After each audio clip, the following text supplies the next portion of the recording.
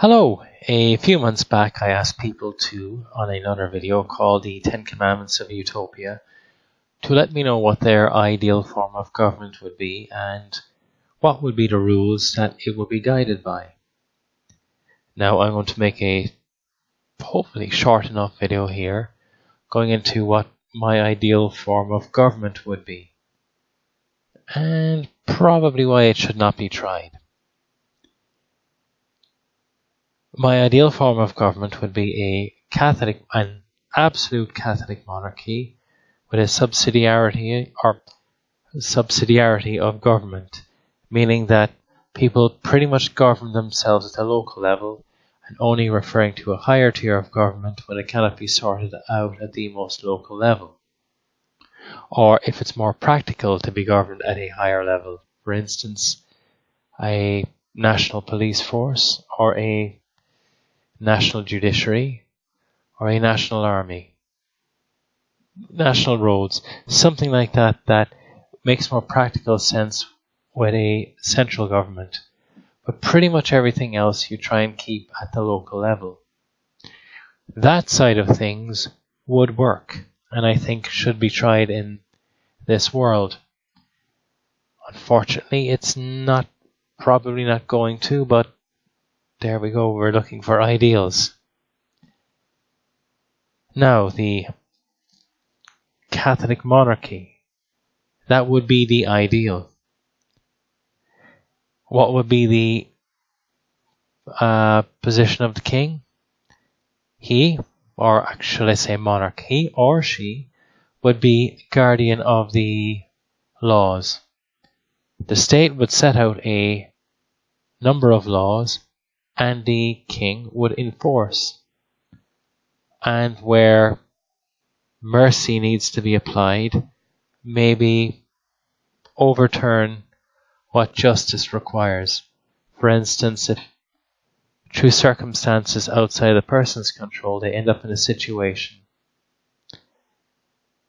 and have to fall upon the mercy of the state, where justice would require them to, say, serve 6 months in prison or something along those lines.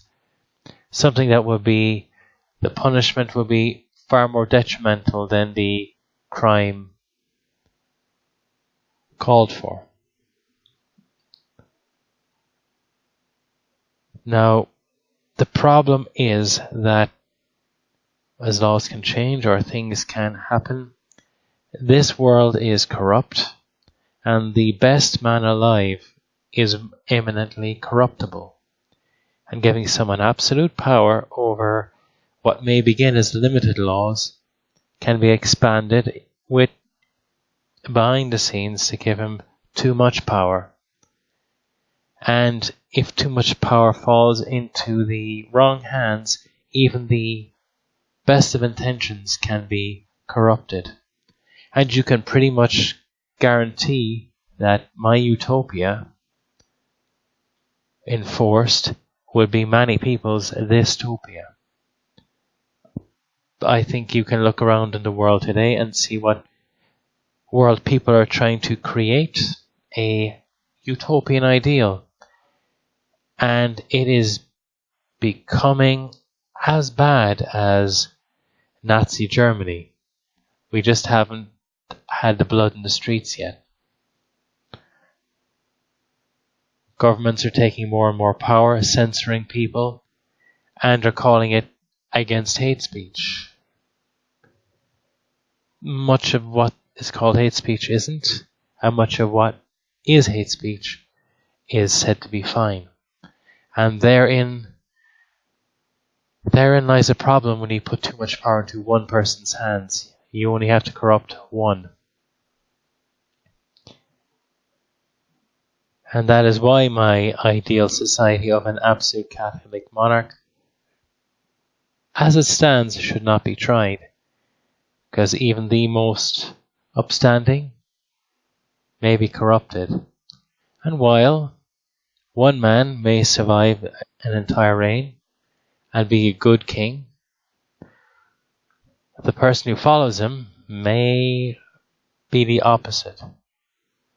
Now, in my I may set out you know what, I'll do a separate video on this subject because this video will otherwise run on for a long time with me rambling, which is nothing new to those of you who have listened to some of my other videos. Just to state in brief, the king would be protector of the laws, and it would not be hereditary, meaning that his or her children would not inherit. Now, there may be arguments for a hereditary monarchy, but that probably would not be the thing. Someone born into privilege would not know what it is to be a citizen. So, honestly, when you look at the Catholic hierarchy, the Catholic Church, where a pope is elected by a number of his peers, in the case of cardinals, and it may be that is how the monarch would be decided.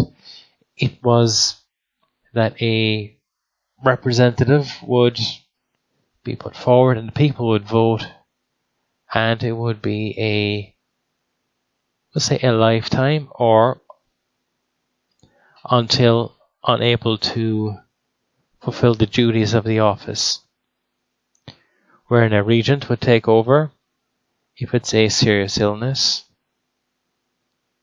Might be the prime minister. Wouldn't have worked all that out. And if incapacitated, unable to continue, another would take his or her place and be voted into office.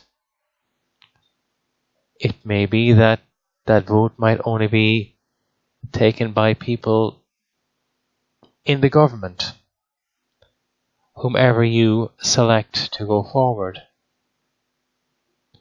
But the king would not come from the government.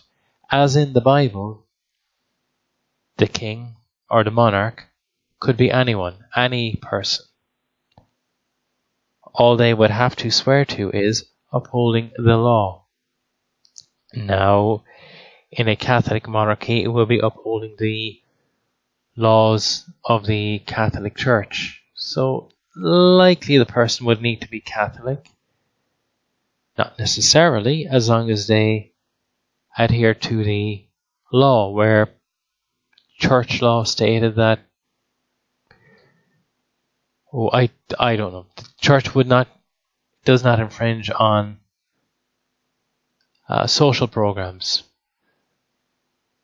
So that the king could make his own changes, but where the king could not change anything to contradict Catholic law, for instance, on thou shalt not kill, thou shalt not steal, along those lines, that he cannot change a law to make it permissible.